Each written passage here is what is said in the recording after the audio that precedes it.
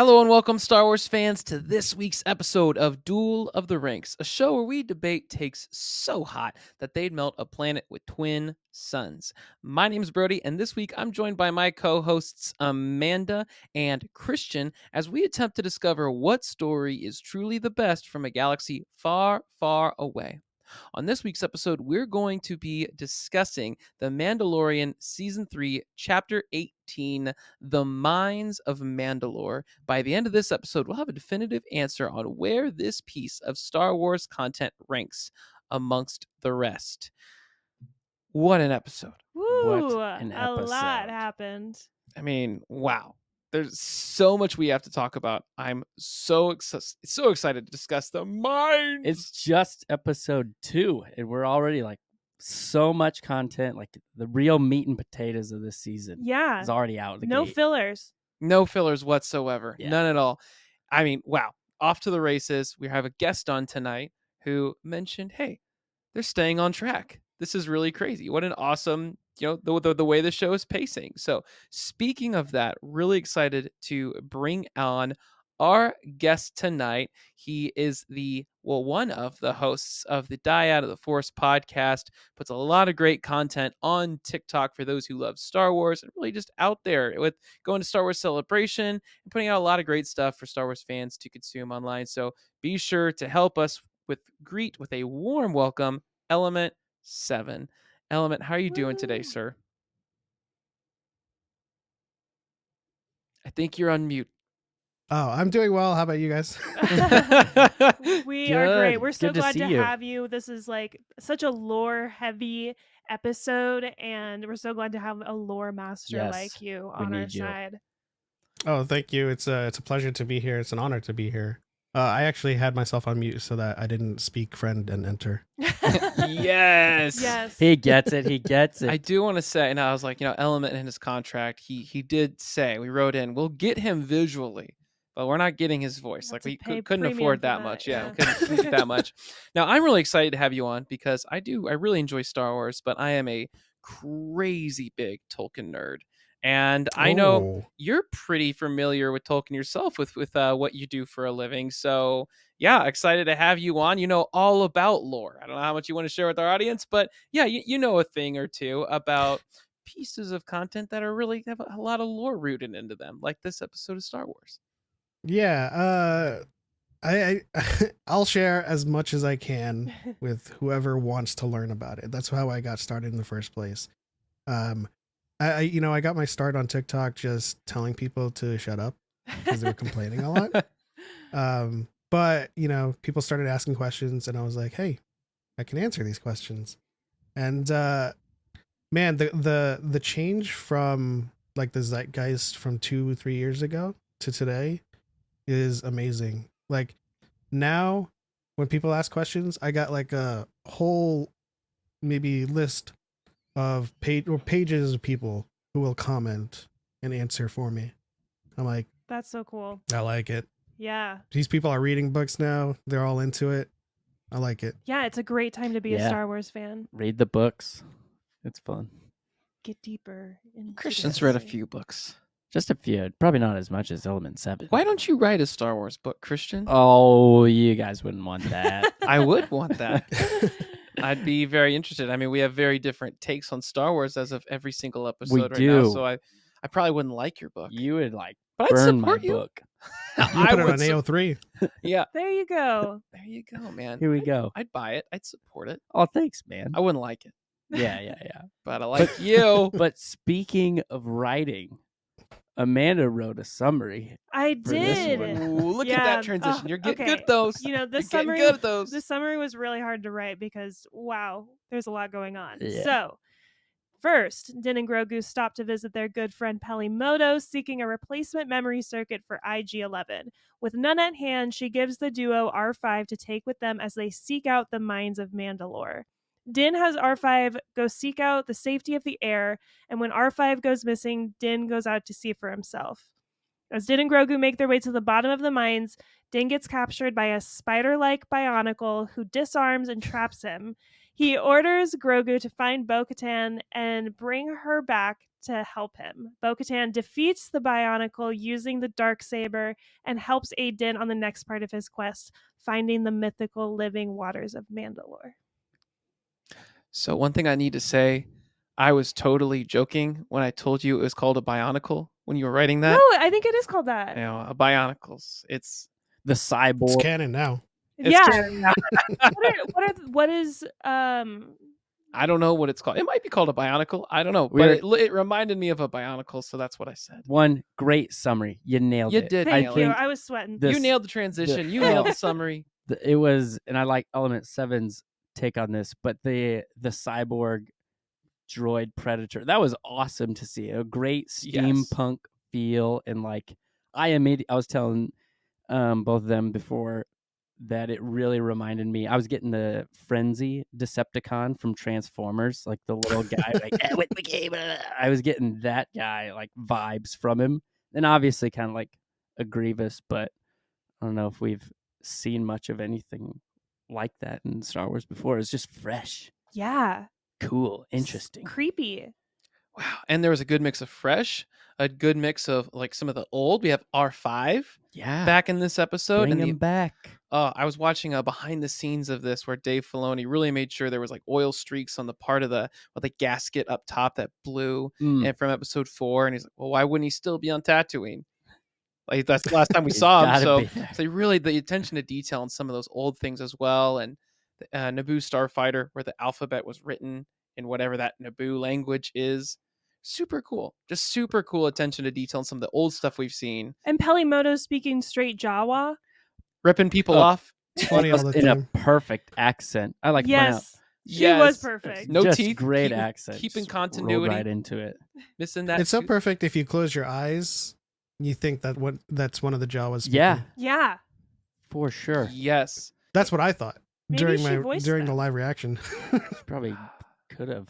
I'd like to mention we had got Leia's Only Hope in the chat chiming Yeah, in. and we Shout got a new well, okay, maybe it's not a new holiday, but Boonta Eve is what they were celebrating on Tatooine. Phantom Yes, Menace. great call. that's yes, right, it was yes. a great callback to it. It's like, oh right, so X amount of years before we had, the events of Phantom Menace. And you see them like, doing the little pod racing around the town, which was so cool. Man, how great would it have been if like during that cold open shot, you just heard the zit, zit, zit, zit, zit, zit. Right? Yes. Oh. He's still racing.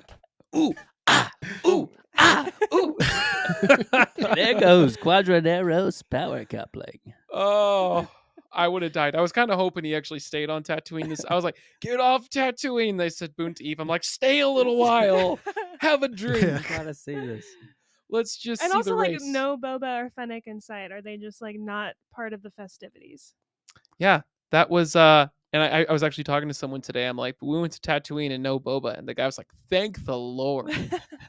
I was- That's a good point. So hurt. Yeah. I was. So I think hurt. the contract is Din can go on Boba's show and Boba can't go on Din's show. We'll Right? see. We'll, We'll see. see. We got a lot We'll more see. season Yeah. to go. I can't wait because they're gonna announce Book of Boba Fett season 2 this No, season. I'm they're not. feeling it. I just It's know not. it's gonna happen. It's gotta Yeah. happen. It's gotta happen. What else has gotta happen this season? Well, we're gonna see more Mythosaur. I mean, we're already crossing You off said the M big word. things. I said the M word. We saw the M word. We did. I didn't think that would happen, Really? especially so soon. When the episode started, especially with like the pre-cap Where they mentioned the where they Mythosaur, mentioned it, I was like, "Oh, no way. you said it." No way. But I was like, the whole time we're going for, I'm like, I think they're gonna do it right at the end. I think they're gonna do it, and it was epic. Yeah, I couldn't believe it. I was impressed that I love that this episode you get to see Din. He's been kind of doing this in the last couple episodes where you see him really teaching Grogu like he is his son. Oh, And yeah. he's like, okay, you see how the ship works, and we were here, and now we're going there, and it's set up for Grogu to be sort of like the lead character in this moment, and I loved it. Yeah. He did so well. I like you pointed that out. I saw him for the first time really as a Mandalorian Grogu. I just kinda like, Yeah. it really yeah. kind of set it in my mind when he was talking to him like that. But Yeah, but because he was like, as a Mandalorian, we we like need to do navigate, this. and I And like then the layout of the system. and then Yeah. Bo-Katan was also, passing down the stories of like her time on this planet, and yeah, it was just really touching. I was impressed. Grogu, the lead actor. And let's also go ahead, Element. You're going to say something. Oh no, I was just gonna say that those are what I like to call exposition Din and exposition Bo. If Grogu's not there, they're just speaking to the air. Yep. So in most cases, Grogu is a stand-in for the audience. I was thinking give that. us the lore bits, Yeah, because they haven't, especially if you haven't watched Clone Wars or Rebels, you're getting introduced to Bo-Katan like really deeply for the first time. And I felt like I was getting to know a whole new piece of her too. Just seeing her come to life on screen. Katie Sackhoff is just continues to blow me away every episode. Even when she sees the N1 starfighter coming back and she's like, nah, we got to tell this dude to get out of here. And For she's the like, oh no, it's the last time. baby. Where's your daddy? Yeah. So And then great. she's like, mommy's here. She was great. And yeah, and her talking, I mean, Katie Sackhoff just killed. I think for me, this is the best Bo-Katan we've ever had. Goes back to this planet. And Yeah. it's just, I get this Mines of Moria feel where she's going to see her homeworld and everything. She's like, it didn't always look like this. And she goes and, boom, everything's just waylaid by the enemy or whatever. And they go deeper and deeper into the bowels of the mines. And instead of waiting for, there is a big old Balrog. It's a mythosaur. So the whole time, that's what I was thinking. But yeah, she's explaining to Grogu about her experiences with the Jedi and asking about how powerful he is with the Force. And it was just cool. It was cool to see that, but also just to see with herself. They talked about in this last episode, well, Mando, they referred to him as an apostate in the Book of Boba Fett. And that's what they're talking about now as well. But it's kind of her state as well. Whereas he was exiled, she's on the other state of being an apostate where she's kind of willfully walking. Mhm. All of this stuff is just a big show. None of it's real. And she's encountering this person. Maybe she never really believed like that. It kind of reminds you of someone of some sort of faith, where this person was kind of brought up in this religion and on one side and saw all the, maybe the inner workings of everything. It isn't super bought in, but gets it's there. It has its purpose, whatever. And she meets someone else who's wholeheartedly just has so much faith, and it's kind of restoring that for her. And then it was one of those have to see it to believe it type events with the mythosaur by the end. Mm-hmm. And it's kind of really getting her to where he's starting to see her side of things. She's also getting to see his, and kind of have that character growth on her end. So it's just really cool to see how they fit that in. There's probably not a whole lot of dialogue this episode, but I feel like you really connect with her as a character with what she does say. So you could almost say that they are like a dyad. Ho, ho, ho. I mean, almost. and the way that Bo-Katan was really watching Din, like she's obviously super skeptical, but as she is back on her home planet for the first time in who knows how long, you get the sense of how much she's really missed it. She has this fond smile on her face, remembering back to what it was. And even as she takes him to the living waters, she's like, let me read you this plaque about this fun little mythical story that dates back far beyond any of us.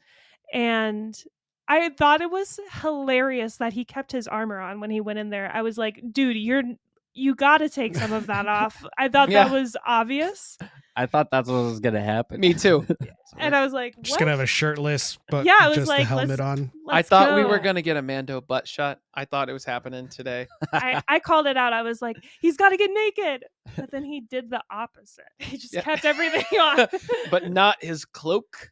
Yeah. No capes. No capes in the water. No jetpacks. No jetpacks. No guns. Everything else. No capes. No capes.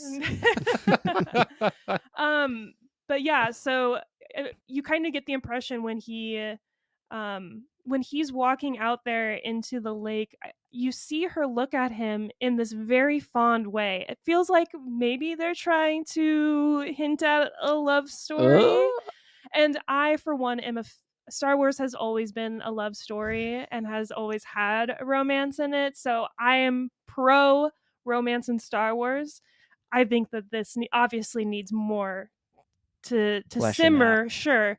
But I was getting that feeling, and I think she was just really inspired by his faith and like really him like living and walking the past of Mandalore that she remembers, like her father being like the leader of. Yeah, those are the exact words I was using, like inspired, she admires and has like a newfound respect for that. And I think that's huge for Bo-Katan there. And it was awesome to see her wielding the dark saber. Yeah, she did that like a piece of cake. Yeah. She connected with that kyber crystal. Well, it's not her first time. Nope.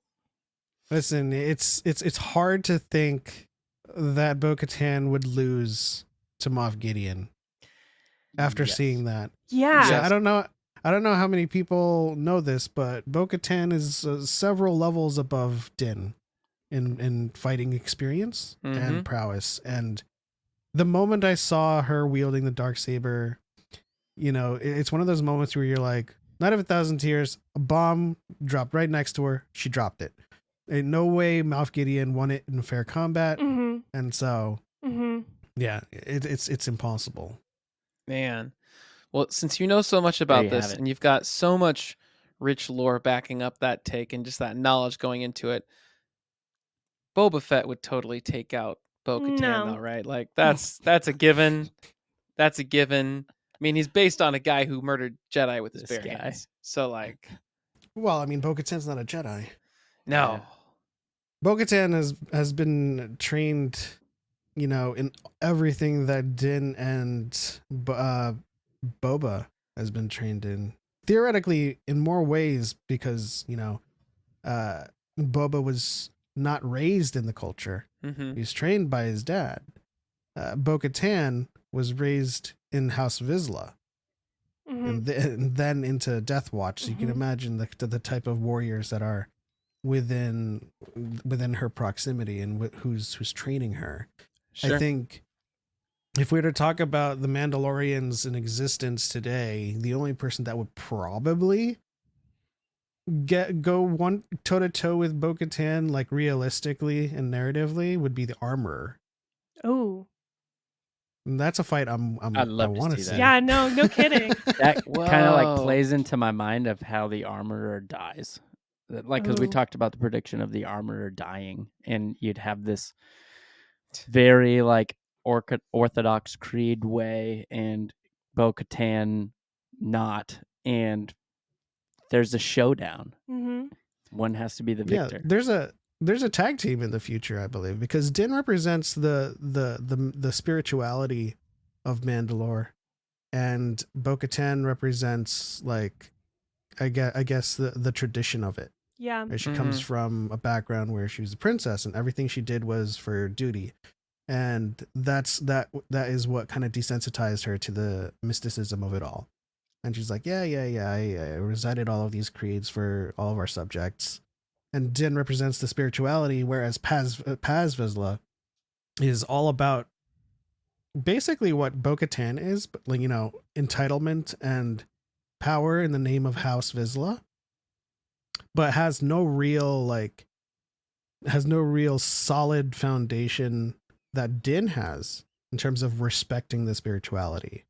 And the Armorer is the same thing with Bo-Katan. It's like she's got the history and the traditions, but it's like it's kind of like a splintered version of it because they were cloistered. And so I feel like Din and Bo-Katan will go up against the Armorer and Paz. They get a rematch. Paz versus Din. Din will finally know how to use the darksaber with the help of Bo-Katan and Sabine. Ooh, yo. Sabine. That would be so awesome. We're hoping to see that too. Yeah, it'd be great. I mean, already it seems like we've seen all of the clips from the trailer. Yeah, well, didn't they also had the Dr. Pershing on Coruscant, it looks like. Okay, yeah. There's some Coruscant stuff, I think, but yeah, like we've seen most of the big stuff. Yeah, I feel like the trailer. This episode was definitely like the poster child of the trailer. Yeah, a lot of from the trailer was from and here. on the physical posters. Yeah, yep, and but it was so it's cool to see that was towards the front end of this debut of this show. Yeah, so clearly they have a story that they need to be moving on. And we were talking about this a little bit before we went live, about how first and second season were just a lot more side questy. Like this whole episode could have very easily been like, oh, they didn't have the part for IG-11, so like that becomes like the main quest of the episode. I still don't like that that's a plot device. Like, still not, like, I don't think we should be wasting time trying to find a memory circuit for IG-11. His argument to Peli Motto was that he needs its machinery to like test the air and stuff. R5 can do that. Any droid can droid do for that. Just like spelunking. make it. For spelunking. Yeah. I think it's all. I think that's kind of like a misdirect. I think R5 is there. It's now. gonna be like the replacement. I thought that makes more sense. And I really, that's what I love about new Star Wars content that utilizes the old and familiar in a purposeful, fun way. When they take back R5, like it was really cool seeing R5 in what was it, season 2 when we first, yeah, and like that was awesome and great fan service. But now it's rewarding to see it now even more so. And like Grogu was clearly attached. Yeah. You know? I think we got some really great one of our bingo predictions was Grogu says his first word. I went back and I listened. Yeah. I went back and I listened. Did he? It definitely sounds like he just kept doing baby Goo Goo talk. Gaga. But it was all funny episode. that she said, "Oh, that was his first word." I think they're it's funny hinting. that she I said know, it 'cause I was because like, we were bingo. like, yeah, I feel like they're does hinting it like count? it's a bigger, like there's gonna be a bigger reveal. Yeah. He's gonna be like, Dad or like something. But this Mando. was definitely the most dialogue he's had. He's gonna so talk far. this season. Yeah, he's getting new sounds. Yeah. That he's making. Yep. Sputters. He's also more emotive too. He Yeah. is. He's frowning a lot. Oh and my gosh, he was misses Din so a lot. scared and like his the way his ears like a went dog. down. I know. Yeah, his eyes Little get puppy. big. I So gotta say, it's commitment on the story group's part to take a line from A New Hope and totally turn it into character development for R5. Because if you think about the line from A New Hope, he's got a bad motivator. Yeah. And then now R5 is the astromech who's just unmotivated. Yeah. Yeah. And it's been a while. I like the did you read the certain point of view 40th anniversary of A New Hope, and they have the chapter short story on R5? I don't remember like the full details of the story. Admittedly haven't. I did read a lot of stories in that book though. Yeah, there are some like great ones, but like I don't remember the exacts of R5 stuff, but it's really his time to shine now. Nice. I'm excited. Yeah. I'm excited for R5. He's cool character. This is his chance. He's the comeback kid, comeback droid. Real excited to see where his story goes. I feel like we haven't talked enough though about, I kept on calling it the Bionicle, but whatever that, like we've never cool. seen that on screen before. Yeah. Like cyborg, Bionicle. I mean, MODOK. yeah, like Grievous is such a unique character. It almost like doesn't feel Star Warsy enough. So it was a good like reminder that is Star Wars, and it kind of had this creepy alien type of fear around it too. I was getting like alien Matrix vibes, like the mixed with like a drone- Dalek from Doctor Who with the yeah. eye. I'm like, that's what this thing is. and just like the draining of Din's blood was just the icing on the cake. Yes, totally. I feel like the Alamites are like that kind of species on the planet that is indigenous to Mandalore.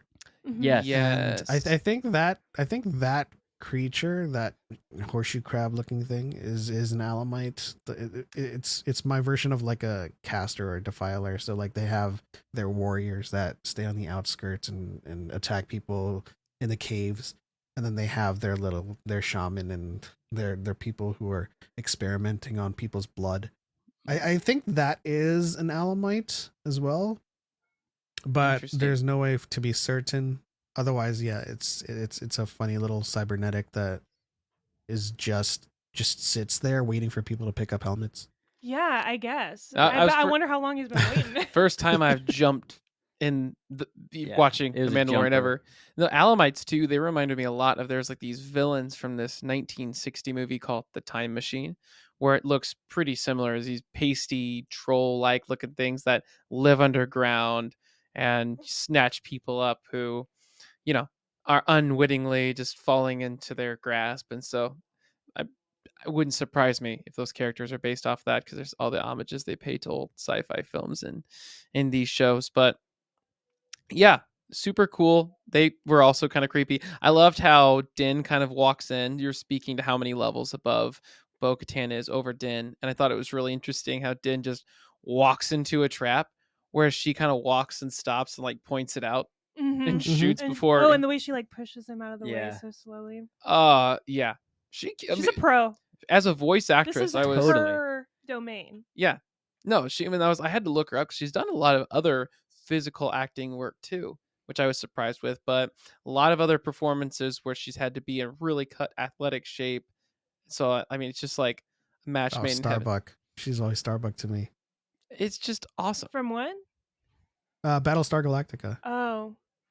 Yeah, Boom. she's fantastic, and I'm just so happy they got her as a voice actress because yeah, she's gonna be great. I do want to ask one before we move on. I want to ask about a prediction real quick. I'd love to hear what you think, Element, on this. I've said this for a while now, but I feel like the tone of the Mandalorian as a whole, the Mandoverse they're building out, they're kind of redefining right now what is a Mandalorian. And I think you're going to have these misfit Mandalorians like Bo Katan, who's the failure, Din Djarin, who's this religious zealot, Boba Fett, who's not even really a He Mandalorian. doesn't And some even people, claim to be a he doesn't Mandalorian. even Yeah. claim to be one. But right now he's kind of like, well, I'm not cut out for being the sheriff thing or this, being a mayor. So I guess what do I do next? I feel like you're going to take this group of misfits, redefine what really is a Mandalorian. And again, Boba's dad fought in those civil wars. So there's something there. There's got to be something there Mhm. where he'd have some sort of pride behind it. But most people have kind of given up to this point. Heck, Bo-Katan didn't even ever go back to test the air Yeah, she was just like all this he's- time. So I think we're going to lead back to all of them going back to like restore Mandalore and who's going to oppose them. But I think they're going to take this Thanos approach and introduce him way later, like in the Ahsoka series, but have Thrawn be the big baddie where he too would like to go back to Mandalore, as we saw in Rebels where they wanted Beskar armor. But I think now with their really actively working to build the First Order right now, imagine them saying, okay, let's try this again. The First Order is already building on the outer rim, which Mandalore is on. So go back there. No one really knows about it. No one's checking out Mandalore at all. The mines have been revisited. Go get Beskar armor. Give it to the new stormtroopers of the First Order. That's the mission, the battle for Mandalore, and I think maybe the Ooh. ultimate demise of Thrawn is what's waiting at the end of it. Ooh. So that's It's interesting. if it doesn't happen that way, I'm putting this out in the universe because John Favreau, y'all. I mean, that's beautiful.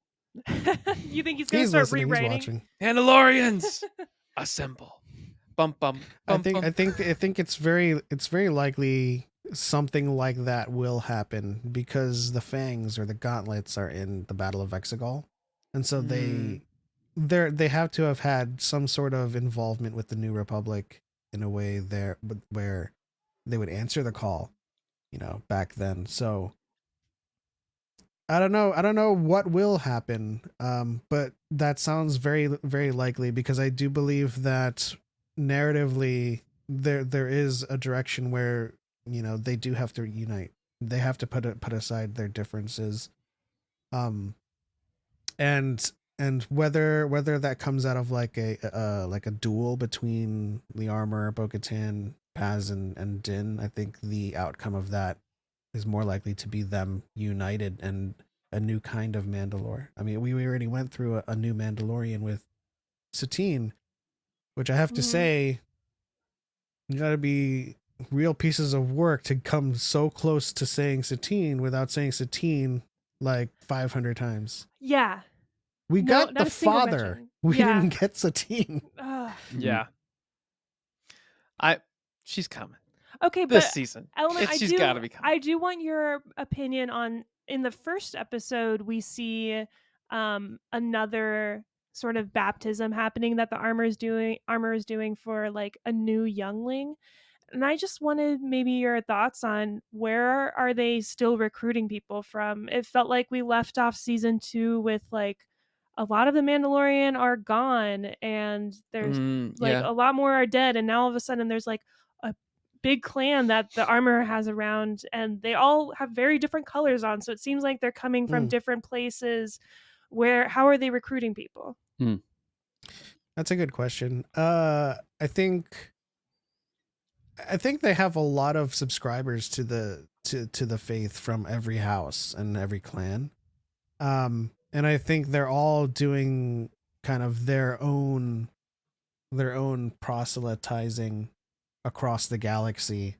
And to be fair, this is at a time where the Republic is rebuilding, and you've still got many parts of the galaxy suffering from the aftermath of the Civil War. And still suffering from the aftermath of just the Empire. So even with Din's world being attacked by separatists, you would have worlds that were attacked by the Empire and continue to be attacked by the remnants after the war is over.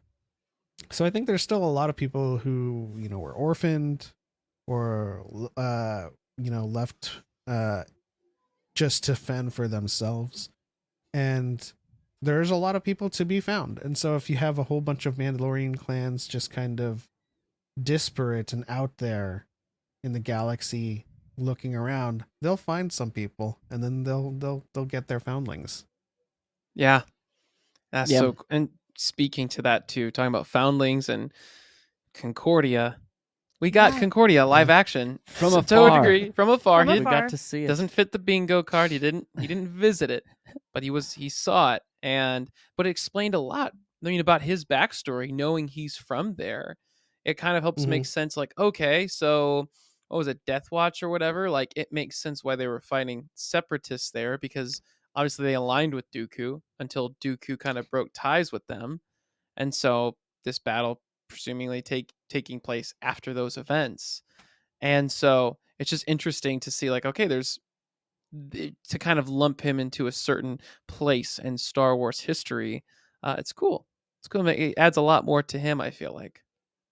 And to get back Yeah. to like the whole foundlings subject of like the armor and her clan of, I kind of see them as, sure, maybe recruiting, but also in Din's case, rescuing some people. Like, it's easy for us to kind of like start painting people in like corners of like, oh, these are the extreme people that are bad, and Bo-Katan's more of like the kind of like broken away but free spirit of this, and Din is like pegged in this corner, and they do have their factions. But I think we can point out certain goods in each one of the factions, and like, because we're all kind of gearing at or trying to unite them. Yeah. And it's like, you want to unite, the good in the people. And I kind of like see that as maybe they rescued that foundling. Yeah. Maybe not, but who knows? But yeah, it's like, if you're trying to unite people, we're trying to rally behind a cause or a shared value, and that being the community of Mandalore. And so it is interesting to explore, but I think that's what makes the Mandalorian, like, as a wholesome, great show, just rallying behind that theme of like, and what George Lucas kind of brought with Star Wars too, is like religion, and like getting to exploring these different beliefs and values of people, but identifying the shared values. So like, what really matters, So I think when you can tap into that, that's pretty awesome. I gotta say, with this episode had a lot. This is one of the first times we've ever gone this far into our review, and we've not once. We're actually overtime now, and for this part of the show, we haven't talked about our rating at all. Yeah. There's so much. What are the numbers? What are the numbers? Okay, So real quick, Amanda gave it a 76%. Ouch. Come on, man. It's a You- good, of course, solid And it's still score. passing. So It's yeah, a solid barely score. passing, but you got there. 78% for Christian, and an 88.8% from myself. So Well, what's the lowest scoring category? the lowest scoring category is, it looks like The it's the music? music. The music. Yeah, And I think that's where nothing terrible about followed the by the music, story. but it wasn't relying on the music here. The music served its purpose, and it kind of like hid in the background because there are a lot of quiet Yeah, totally. moments and like it's suspenseful and whatnot. And that's what helped it with our Yeah. lack of music in so yeah, many. and it helped in that way. So we're kind of saying the lack of music helped this episode. Turn right to go And- left. Makes sense. And the immersive universe scored the highest, Well, yeah, as you yeah. would expect. Very high. Yep. I mean, you had a dang mythosaur. And for new listeners, we do break down the story, the characters, technical aspects, music, and immersive universe, each one getting 1 to 5 points, 1 to 5 stars, comprising with our, everything can get a total of, 100 points or 100 stars. So yes, it's totaled out to 80.93%. I feel like, Cumulative, yes. I feel like that's a solid. Yeah. High scoring for any like individual episode, for any serialized episode. To break that's- 80, that's a that's- big deal. That's a special thing here at Duel of the Rings. And the words of K2SO, that's high. Very high. Yeah. It's like we don't have many things. We do have pretty high standards. I don't think there's any single episode for us that's ever past 90 even, because there's only like 3 movies for us that have. And so we hold yes. everything to that standard. Looks like Andor was 89.73, Ooh. so that one's up there. Obi-Wan Kenobi Part 5, 88.4. Mandalorian Chapter 9, The Marshal, 88.27. So it's hard. Not many things. It looks like this one would fall number 14 from all the shows All of the shows ever we've that done. we've gone great. through. A lot of Andor in that first 15, like the whole series pretty much. Yeah, there's that was just like, I think That was a gem. we had Dar Chaco on last week who brought up, he's just like, well, you got to think of Andor as, because I was kind of railing last week's episode. If you haven't listened to it yet, I kind of was talking about his paint by numbers and everything, and he's like, think of Andor as like this great steak. He's like, you don't need it all the time, but when you do, it's really, really special. He's like, Mandalorian, it's more like a good burrito or like a hot dog or a burger. And he's like, and I'm like, yeah, I don't need, like, I get that, but that's fine. Like, that food's okay. And I kid you not, the next 3 days, I went to Costco and I had a hot dog. I made homemade burgers. And then I went to a friend's house and they had burritos. And I was just like, and everything Just was eating the fantastic. There's a Mandalorian. time and place for all of It was, those. yeah. And every single time, like, the hot dog came in clutch because I didn't have time for lunch. Right. And then that burger was the best burger I ever made myself. And then the tacos were fantastic. I'm like, you know what, Dark Taco, if you're ever listening to this episode, you were right. Mandalorian is just, it's just Comfort it's, food. it's just yeah, it's just, It's it's not that it's great better comfort than the food. steak, but man, is it really good. Yeah. We talk about food in Star Wars a lot now on this show. I like food Yeah. a lot. I'm really hungry Yeah, after these episodes. It's a good vessel for analogies, basically. Yeah. Absolutely. To kind of extend the analogy, it's like these shows aren't competing with each other. Yeah. They all have to serve a remember different that. purpose. Yeah. Yeah. They're painting the mosaic know- of Star Wars. When Young Jedi Adventures airs, I'm gonna watch it. I'm not a kindergartner, but I'm gonna watch it, and it's gonna serve the purpose of like, hey, I want to see some Padawans learning from Yoda Yeah. in the High Republic. yeah. It'll be so cute. Yeah, that is super cool. Absolutely. I forgot the name of the furball, but the Gunji? little blue one Oh, with the it's a new the character. I hanging can't remember. fangs. I'm totally blank. Nubs, Which one? Nubs. Nubs. Oh. Nubs. Yeah, I Iconic mean, already. so like Mandalorian has this kind of Star Wars camp with it, and Andor is for those like intellectuals, right? Yeah. you For can like li- the you deep can- fan. Mm-hmm. You can watch both, and they'll be the best show ever to you for both reasons, right? So like, what would I rate Andor on the camp scale? Really low, but it didn't need that. It didn't. That's not what it was for. Mandalorian rates like almost number 1 for camp scale.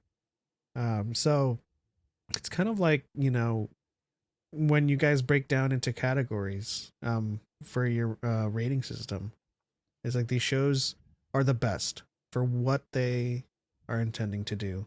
Mm-hmm. Yeah. So well put. And that talk about that diversity of content. It's just so awesome to have that based on whatever you're really looking for that day. Star Wars isn't a Mhm. specific vibe anymore. It's not reaching a specific I mean really it's kind of like the Amazon now of just this form of entertainment where it's like we've got these kinds of shows and these kinds of shows and whatever you really need, we've got something for you. It's going to explore every tone. We've got space opera, space western, espionage with Andor, and a space western with Mando. Like, just We need more. we're Still going to explore need all that the tones. tri-camera comedy. Yep, we're going to get I've it. been Oh, I thought you were gonna. Yeah. Oh no. I've been It'll waiting eventually for the happen. Boba and Fennec retired sitcom of them just being like, "Honey, where's my newspaper?" And they'll be like, "Oh, I think those rat dang kids grabbed it." And Boba's gonna be like, "All right, I'm gonna go get Let the me get my freaking gaffy stick. yes." Everywhere you look, everywhere there's a bounty. Somebody will get you. Exactly. That's the one tone Wow. we're missing. Yeah. We'll get You've it. thought of that theme a lot. I've just talked to Amanda about it many times, Yeah, and I've I keep tried pitching it. to dissuade her. This is not at all. Oh no, what it's we great. Need. No, that's not how I want to see Boba. No, don't go back that way, Boba. Please. Boba, perfect. We'll casting do for that. we'll do Hondo. Ah, Yes. We could. there we go. Yeah. Okay. See, Okay, you got me there. down. I'm I so just down got with home from work and I smelled profit. that. Yes, I will watch that show. No problems whatsoever. So, what do you think of our rating? Element 80.93. Do you agree? Do you disagree? Are we off basis? What are you thinking? I could never think anyone who is sharing an opinion is off basis. I'll just disagree and go 95%, but I'm a lore guy. Like, Nice. there's two things that Star Wars is missing heavily on in canon: Sith, Mandalore, Yeah. and I use Mandalore. Yeah. Lord. Yep. You're my And kind we of guy. got that, and so like, whenever we get an episode that's just lore heavy and exposition heavy, I don't care about all of the other categories. I'm Yes. like writing in my lore Bible, just like, Yes. just updating everything, and it's just Yeah. great. I didn't need it to be anything else. But I did appreciate, when we talked about this earlier, I did appreciate how we just stayed on track. I was expecting, as soon as I said go get Bo-Katan, we were gonna go back to Boonta Eve and see Boonta Eve, but we didn't. So that was highly valuable, in terms of rating. Yeah. It teased it, but we were able to kind of go on and do different things. So much fun. Yeah. Star Wars is in such a good spot right now. It's gonna pay off. Yeah. It's I'm definitely. I think excited. in the next episode, like when Bo-Katan and Din are doing their thing, we're gonna shift. Bo-Katan's gonna be like, "Oh, so you need training with the Darksaber? Let me call my good friend Sabine." And Sabine's on Tatooine, just Yeah. watching the Boonta Eve Well, classic. Bo-Katan is now, she has to be a believer. Yeah. Like, she saw it with her own eyes. So she's going to have a character change in the next episode. I'm excited Stuff for was that. shaking. Yeah, I don't think it was necessarily a belief and not belief for Bo-Katan. I think she was just it's those non-practicing Christians. It's just kind of like they grew up in it, and it's just like Sure. whatever at this point, It's like I get it. I've done all of this, and Din is the person that hasn't seen anything, so the awe and the wonder behind the mysticism is just accelerated and multiplied for him. And I think it's rekindled in her. I think she finally, I don't even think she, just to seeing the mythosaur, I don't think Bo-Katan finally believes that the waters are magical. But seeing the mythosaur and seeing like a degree of truth behind the history of their culture means she can appreciate it that much more or respect it. Yeah, it certainly breaks walls for her to be more open to like, what else Yeah. have I been shutting off? Mm-hmm. But yeah, there's some very cool parallels to draw from it for sure. Yeah. Yeah. And then speak on that religious front. I just learned today that glass shard that Mando's walking around with is actually directly translates to a passage from Exodus, which is really interesting. Oh, Basically, they showed the Mando on that one. yeah, I didn't even know until today where they're just like, yeah, it's Exodus 10:5-6. And for folks who don't know about that book of the Bible, well, the Israelites are captives in Egypt and they're not in their homeland, and they have this figure in Moses who comes out, who's delivering the word of God and says, hey, let my people go. And they forcibly go home through a whole series of events and different plagues and things that happen to Egyptians. They all leave and he leads them back to the promised land. So Ooh. really interesting to see, the form of the baptism that we had with the little boy that was cut short with the big creature last time, and then he's getting ready to baptize himself again. A very religious tone in comparison to those samurai tones we had, like, or Western tones we had in the first two seasons of Mando. Mhm. He's going in to be baptized himself, and again, another big creature comes in and cuts it off before he can finish what they're getting ready to say. I don't know. I don't want to say the first one's an oath. This one, it's more of kind of a recommitment or a Mhm. rebaptism to what he believed. And again, something cut it off before he was actually able to finish what he was saying. Another big animal. So something with that. And it just piques your curiosity. Yeah. You're like, this is super, super cool. Love the tone they're taking this season. And I don't know. I can't tell you last time I've been this excited for Mandalorian. It's a great parallel because in Legends the Tong originally came from Notron, or what they called Coruscant. What they call Coruscant in Legends back then. But the Tong were kind of exiled because of the humans, and they had to find the promised land. And when they landed on this planet and found the mythosaur, it became like this huge kind of sanctuary savior moment. So when they first tamed the mythosaur, that's when it became the thing for them, and they created this whole culture around the mythosaur, and that's when they became the Mandalorians. So that passage, very very, the parallel with the Exodus is super neat. I like that. Yeah. But Bo-Katan. Bo-Katan. Oh man, that's the first time I've ever heard that.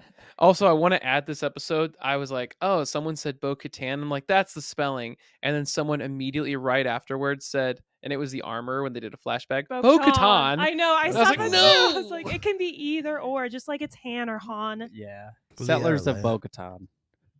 Yeah, that's what it is now. Oh, but the baptism. Maybe you guys know, but was he drugged down by? I think he just or sank. was it just lead in his boots, or the mysticism of the water, or like what the heck?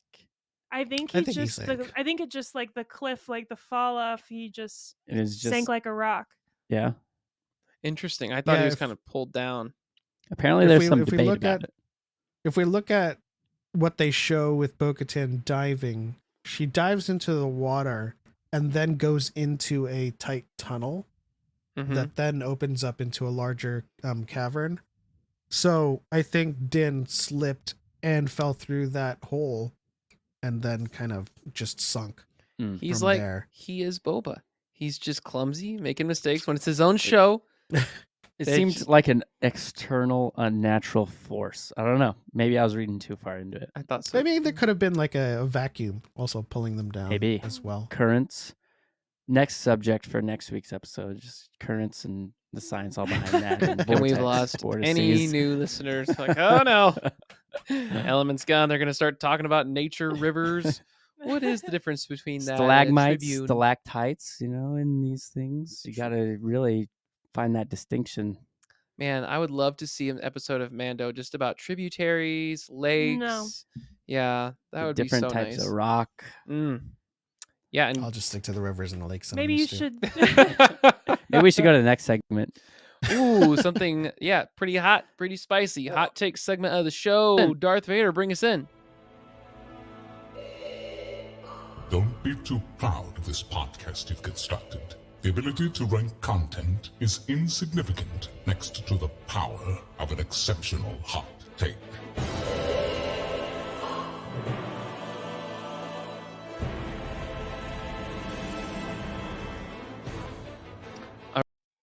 All right, it is hot takes time, and I've got one. I had one, but we had a conversation today, and I've come up with another one. This is just my personal bias, if you will. Okay, there's no fact behind this, in my opinion. Maybe there is. Maybe there's something factual out there I haven't read yet. But from where I stand as a fanboy, if Bo-Katan and Boba Fett were to ever duke it out, I'm just saying, yeah, Boba Fett would have a couple scratches, but it'd be one of those like, all that for a drop of blood. And Boba Fett would, take her out. So that's my hot take. I don't think it's that much of a hot take. I think because Chaco and I deal with like the versus community a lot in terms of like who would win in a lightsaber duel. It's not a binary thing. They win or they win. Sure. They've fought this person before and won, so therefore yeah. vis-a-vis concordantly. Yeah. It's always about the story of the fight and where that person is on that day. And I like to cite Hunter x Hunter. If you're unfamiliar, that's an anime. And this kid is training to fight a much more powerful and older competitor, and their mentor is like, it's never about who's more powerful. It's about where that person is on any given day mentally, because the strongest person in the world can lose to the weakest person in the world on their worst day. And everybody has bad days. So Superman has lost to Batman, but that doesn't mean Batman can take on all of the deities in DC. It's just, that's the situation. That's the story that was told. He was prepared for it. So yeah, it's like what is Boba Fett and Bo-Katan fighting over? Yeah, this is just That's like in my important, head, too. we're gonna go like super 5-year-old here. You got two characters on Super Smash Brothers Star Wars Edition, and that's what this is. One of them is just clearly like, everyone's like, "Oh, you're gonna use that character, really, Boba?" Kirby. Okay. Yep, you're going. That's where you're going. Okay, got it. He's using Boba, y'all. Clearly, he can't play the game. That's where I'm leaning. He's just if Bo-Katan's using the Darksaber. No, all right, hold on now. Hold on Next now. level stuff. Yeah, that's like I'll give Boba Fett like the bounty hunter tricks of the trade, like fighting dirty, and then I'll give Bo-Katan like the traditional techniques, and it's like the boxer versus the MMA. Great point. And if this is a boxing match, Bo-Katan wins. If this is an MMA match, Boba wins. Well, if you also look at their fighting style, like again, very like especially the Mando season 2, Tamara Morrison fighting with just brute force, just crushing the helmets of the stormtroopers, whereas Bo-Katan's not really heavy punches by any means. In fact, they're pretty light, but everything's about precision. Surgical. And so when she's hitting like that creature or whatever, hits right in the throat with a blade, and everything's fast hits, really, really as you mentioned, technique. And so again, it's kind of like fighting Fox versus Bowser in Smash Bros. Is kind of what I'm thinking of it. Where like, yeah, Fox is certainly faster and effective at building up those high points, but if Bowser lands that big hit, she's done. So I think you answered your own question, and I'm gonna say milk toast. Yeah, I think that's what he says too. Yeah. Christian, is that where you're leaning? Yeah. Yeah, I feel Yeah. that's probably fair. I thought that was something. Hey, Milk toast.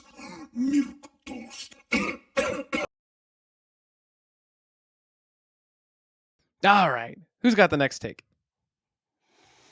I'll go. You were already kind of talking about this, Amanda. My hot take is Mando and Bo-Katan should get married, and they're a better couple than Rey and Kylo. You added that she would have been bought in until you added that last piece. I don't know if that was Whoa. if people would have jumped on board for the hot take. I was like, just to further make it a hot Yeah. take or provocative. Yeah. I think you have to say like better than X. Yes. Wow. How do we even start breaking down This that is how one? I picture it going down, because we both love these characters and we kind of want to see them both with the Darksaber, but Bo-Katan's great with it. But we don't want to see him fight for the Darksaber, right? Yeah. So Oh, no, what's yeah. the workaround? So just kiss. Just kiss. Just get married. And it makes for a great dynamic. Like, you have differing beliefs, and so it makes room for like an interesting spicy marriage. You're gonna fight about certain things, how to raise your kids, when you're gonna go to Sunday church or this guy. Sabbath or nothing at all or whatever. But you can rally behind the shared value of Mandalore, that church. I'm going to And say it's a so- hot take. I'm voting it down. Okay. It is a hot take. Hot dog. I finally got a hot take. I finally got one. Unless Element 7 already thought of this and it's milquetoast to you. Leia's only hope wrote in the comments, I want Mando and the lady he meets and helps save the village with in season 1. I'm with And that too. Oh, I am that also works with too. that. That works The too. widow? Yeah. Yeah. I forgot about her. That is, yeah. She's a good contender too. Milk Toaster hot take. See, it would be a hot take if I didn't also agree that like everything else is a better love story than Reylo. It's kind of like still Okay, better so love that story had the than opposite Twilight. effect of what I was going for. Happened, yeah. Slash that from my hot take. What do you think, Amanda? I'm gonna say it's a hot take, and I'm just gonna agree. I'm just gonna be chaotic and agree. What? So we have a universe. So there's a tie. So comment section. Let us know what you think. We'll give you a score in a second. Want to see what the comments say. We'll have to lean on the fans here. Hyper 'cause Hate Space Hero. Come on, guys. They said milquetoast too. So we'll see. We'll see. But we'll see. We'll It see. was a good take. It was an Okay. interesting take. Okay, I don't know if I even have a hot take, but I just have like an idea, a suggestion, if you will. Yeah. I wish there was like a post-credit scene after every episode of The Mandalorian that's just like some really short, like 30-second clip, and it could be like we jump back to Peli Motto and she just like is in bed with a Jawa or something smoking a cigarette or like just something like really like this weird little exclamation point at the end of the episode. You know what I mean? Absolutely. Yeah. I mean, so are you primarily going for like the surprising comedic factor? Yes. Like not Yeah. like serious, epic, whatever. Yeah, like it could be the end of the episode and a main character just dies and the credits all roll. Oh, and it's just yeah. like the stupid moment. You could make it work, yeah. I would like to see it. I'm gonna vote that down too. You really are really just going into the sitcom format. I like With to laugh. Andor, no. I don't know. I'd have to see it to see what happens, but I So as think it you could stands make now. it work. I think you could make it work. But as it stands right now with this current show, Maybe not the specific cigarette and Jawa in bed and everything, but I think down the road maybe. Mandalorian has already shown like you can have light comedy in it and it works. They go for light comedy and camp and It like could just be like a forgotten scene, Yeah. like when R5 goes down to like meet those, what are they I called? think- Alamites. Alamites. I It totally could have see been what like you're an saying. awkward moment, and then that's why he didn't end up finding him. There. Yeah. You know, like just a weird deleted scene. Oh yeah, I see it. You can make it work. All right, so I say no. Christian, is that a yes? Yeah, yeah. All right, Element, where do you Well, stand? hot take. I I'll say don't know yes. if it's a hot Yeah. take, but it He could work. agrees. Yeah, yeah. It's a simmering take. Jawa, Sizzling. Someone's getting hot. Oh, simmering new category. Oh, Hyperspace Heroes with Amanda is There you 100 go. on All the right, tape. With Give me Amanda, some. you got people Amanda, agreeing with you. Yeah. The old Roger. Okay. Element, what is your take? If you got one. Let's see. I can always go with the Gray Jedi aren't possible. Yeah. I don't know how hot of a take that is, but I think I'll go with the majority of people who are drawn to the Sith don't know how the Force works. Oh, can you explain a little bit more? Wow. Well, for the most part, it really depends on why you're drawn to the Sith, but a lot of people think that the light side is a monastic decision. Like you're like, oh, I'm gonna be a Buddhist monk and be free of emotion and not eat meat or something. But Mhm. in actuality, there's the duality exists for the purposes of the narrative where you have the good and the bad. It's fine. We can see in gray all the time. It's necessary for the real world to see in shades, right? But for the purposes of Star Wars, it is essentially a good and bad duality. And when when you talk about the Jedi and people who serve the light that aren't the Jedi, most people think that is extreme, and they are drawn to the Sith because they represent the freedom to feel things and the freedom to have emotion. But the reality is the light side is just being normal. The light side is at its core serving life. So us here, you guys sitting there having some dark thoughts here and there, eating meat or doing whatever going on with your life, that's all light side. So you don't have to like extremely go on the opposite end of the spectrum to have your cake and eat it. And so everybody thinks that the light is being a Jedi. So I don't want to be like in an order where like we have to be so controlling of our emotions and our attachments. I'm going to be a Sith, which means you kidnap children and you genocide planets and you spend every hour of the day thinking about conquest and backstabbing people. Mm-hmm. And you also have to spend every hour of the day thinking about who's going to backstab you, because that's the entirety of the Sith code, right? So yes, our food analogies. Yes. Okay. So yeah. I want to preface for everyone who already doesn't know by listening to this episode, this man knows a lot more about Star Wars than I do. All that to be said, with what I know to this day, I'm down to be educated, but I'm going to disagree. Oh. Yeah, because I'm in a disagreeable mood today. Okay. And no, no, maybe help me understand this then. Because my understanding is that the Jedi, while being normal, it's kind of like they are almost like a recovering addict of some kind. You're allowed to enjoy life, but there's so many things you just have to be void of. Like no real intimacy with others. Don't form any strong relationships. Don't have any of these things that could pull you to the dark side. But those are like you're saying the best fruits of life we have to be void of in the pursuit of, I guess, in their mind, righteousness or whatever it is. And so that's what makes obviously the pull to the dark side appealing. But my question is, and you're saying the gray couldn't be possible. I don't know why that is. And I'm sure there's a great reason.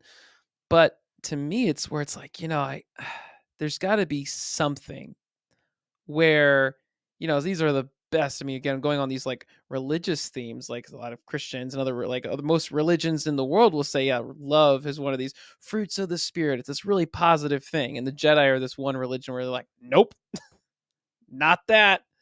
And the Sith are like, come here. We've got love and a whole lot of other crazy kid killing activities too. I'm like, there's got to be some middle. There's got to be something else. So there is a middle, which is what the place where the Bendu resides. I'm the one in the middle, the Bendu. It's neither Ashla or Bogan. But the thing is, seeing in shades of gray, it all happens on the light side. The only reason that duality exists, light side and dark side, is because George Lucas wanted to create a red versus blue. Yeah. Wanted to create a good versus bad. But if you're on the light, that doesn't mean you're a hippie or you see sunshine and rainbows all the time. Mhm. You can see the shades of gray. You can be morally gray and still be serving life. That's the only thing that the light side denotes is are you serving life or are you selfish and taking from life? Yeah. So Yeah. you don't need to be a Jedi to serve the light, and you don't need to be an extremely monastic, devoid of emotion person to serve the light. You could be Hondo serves the light, which is an odd thing to think about. Scoundrels serve the light, so long as they're not, murdering, going on a murder spree. Mm. But the thing about the Jedi is that they're not devoid of all of these things. They're just kind of steered away from it to help them um stave off the temptations of the dark side, because as a force sensitive, the temptations are that much worse. Mm. So Yeah. if you take someone that is not force sensitive and they get angry, that's not going to fester. Well, Someone who is force sensitive is going to fester in that. it's It's going interesting to twist because, them. well, like like Anakin's passion, love for Padme, and the fear that was accompanied with it of losing her is what led to all of these horrible events. And maybe Obi-Wan, there's love maybe stepped in where he could have been a better a figure and could have reported things, but didn't because he loved Anakin and whatever. But it's that same love that got Darth Vader to save his son and ultimately pull away from his boss. So there's something there where it's just interesting. We don't have there's I so will much to unpack with all that. I will say attachment is one of those things that largely gets misunderstood as well, um, because the attachments are inherent with Mm, the way that the Jedi Order is already structured. You have yeah, attachments with your master and your Padawan and your younglings. The only thing that the Jedi Order ever really teaches you is to be mindful of them and to let go, so that when you lose someone, it doesn't control you, and it doesn't kind of send you in a downward spiral where the dark side can grab onto you. So yeah, it's kind of like I like to say Ahsoka had done the most Jedi thing possible by leaving the Order, Mhm. yeah, Yeah. because yeah, that is an attachment. yeah. Yep. It's true. What do you two think of this? Whew. Yeah, there's a lot to unpack. Like, we have talked a lot about kind of this. We debated that take before, by just like, are Jedi toxic or not, or whatever, and all that stuff. And yeah, I agree a lot with what you're saying, Element 7. There is a desired middle, there's a desired balance. And I think, especially Luke Skywalker in, the expanded universe, he definitely pulled more for a middle, well balanced, um, light side of the force with his new Jedi Order. He recognized kind of the downfalls of strict legalism, and so I agree with a lot of what you're saying there. And to get back to your take, what was it? The Sith don't understand the Force. Or the people Well, that are fans of the Sith don't really understand. I would Something. say I think I said the majority of people who are drawn to the Sith Mm. Mm. don't understand how the Force works. Yeah, Mm, and I think a lot of that, kind of like you were saying, also with the fighting, the verses, whatever, it depends on a certain given day, because on Anakin's worst day, the appeal to the dark side of the Sith was much more than the light side of losing Padme or whatnot. And so, not to justify the Sith or anything and anything bad like that, but there's a complexity to seeing that attraction of like giving into your emotions or acknowledging that you can have emotions. And there's a book, The Lost Tribe of the Sith, expanded universe, and like it explores a lot of just how the Sith operate, and a lot of it is just being pessimistic about your own power, losing your own power, and yeah, it's very focused on self. It's like they're all focused on your big self-help book, and it's like self-help can only help you so much. It's like, let's be giving and generous, of our time and energy. So I think I agree with most of what you're saying, but yeah. I'm gonna give him a Roger. All right. Then the consensus is in. After that conversation, I will say, a lot of times the Jedi are lumped in together. Yeah. Mhm. With a particular take, but everyone's different. Yeah. Right. We have people like Qui-Gon and Quinlan Vos who are rogues in their thinking. But if you think that the Jedi are all like singular thinking and dogmatic and indoctrinated, when you have people like Count Dooku and Quinlan Vos and Qui-Gon that are coming out of that kind of education system thinking the way they do, Mhm. and you kind of realize, well, how is it churning out critical thinkers and people who disagree? Yeah. Wow, this was a very packed hot take segment. And I love the progression of Super Smash Brothers that just fight each other and So, boom, like, boom. So- what is the gray area of life? I'm like, wow, there's really no transition naturally to trivia time, but now we have trivia, so let's do it. This is the way to trivia time!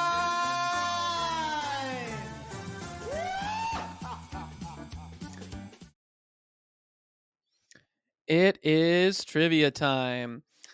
Okay, so in honor of our guest tonight, we have two questions. The first one is dedicated to a character that Element is just holds near and dear to his heart. So, the first of two questions: what did Yoda tell Luke Skywalker he would be? A. Tired. B. Powerful.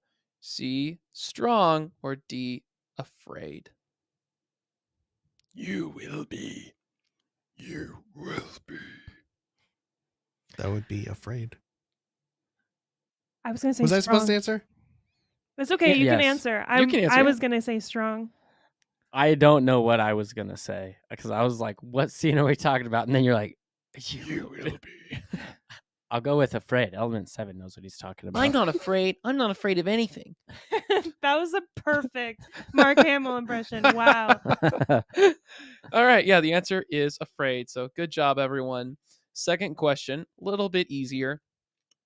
What attack pattern did Luke Skywalker order at the beginning of the Hoth ground battle? Was it A, attack pattern Alpha, B, attack pattern Delta, C, attack pattern Omega, or D, attack pattern Epsilon? I really feel like Hyperspace Heroes would know the answer to this one. I don't know I'm why. gonna say Delta. That's what I was gonna say. Okay.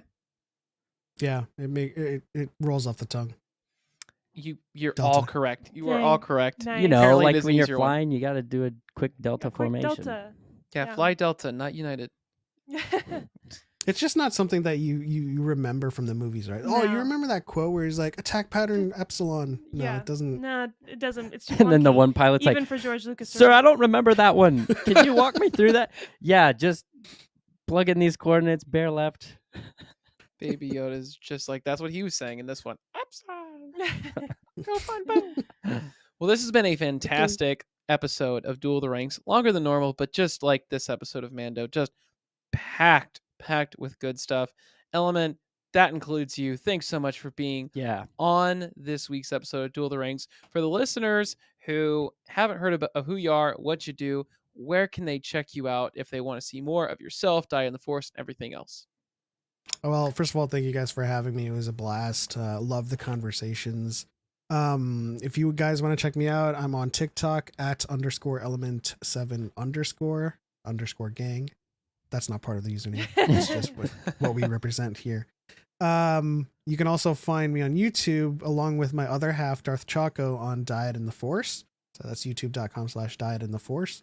And we're live every Saturday at 5 p.m. Pacific time, where we talk about the latest in Star Wars, and we have a variety show-esque latter half of the show where we play Real Fans Would Know and Star Wars Pictionary. And Real Fans Would Know is basically the Star Wars version of Actually, and it's a fun game to play. Nice. Awesome. Nice.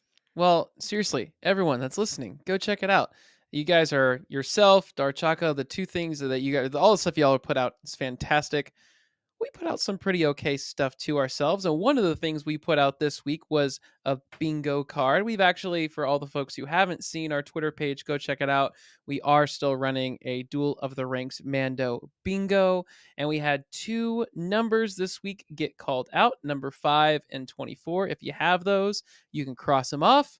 Number 5, Mando loses the Darksaber. He did, in fact, lose it. For a short time. Yep. But he lost it. And number 24, we see a mythosaur. Those 2 events happen. Again, we have 44 things in our list, and we've now crossed out 4 of them. IG-11 came back to life, and Dank Ferric was said before the end of episode 2. So someone could have a bingo now. Could theoretically have a bingo. Got 4 things. So if anyone else is interested in playing Mando bingo, feel free to send us a DM to our Twitter. You can go to dueltheranks.com. I think dueltheranks@gmail.com too. You can just email us if you want to jump in with us. It's a whole lot of fun.